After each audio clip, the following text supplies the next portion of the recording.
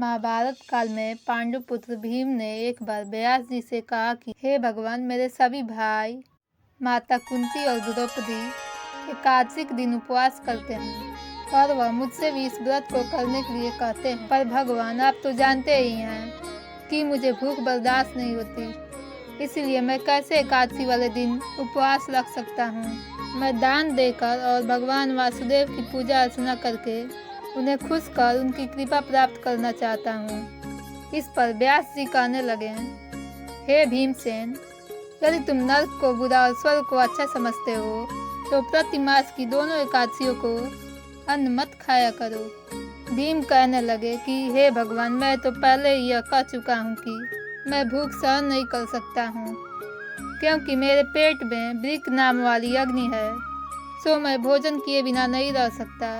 इसीलिए पूरा उपवास तो क्या, मैं एक समय भी बिना भोजन किए नहीं रह सकता।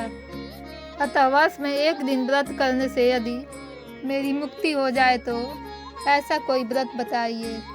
यह सुनकर व्यास जी कहने लगे कि वृषभ और मिथुन संक्रांति के बीच ज्येष्ठ मास के शुक्ल पक्ष की जो एकादशी आती है उसका नाम निर्जला एकादशी है।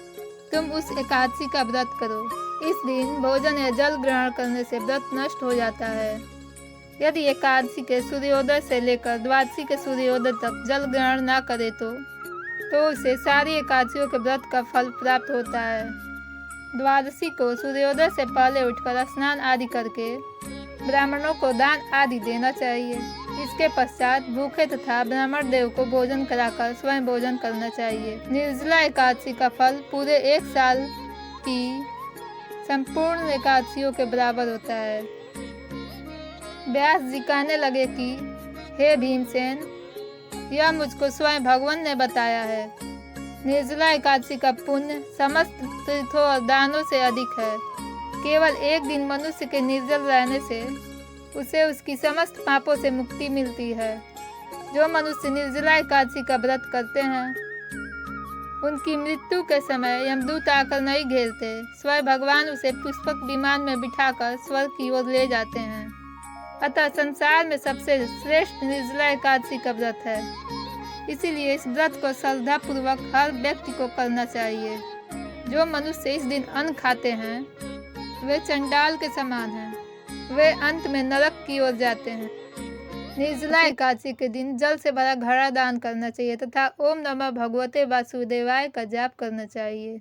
इस प्रकार व्यास जी के कहने पर भीमसेन ने पूरी श्रद्धा के साथ व्रत रखा।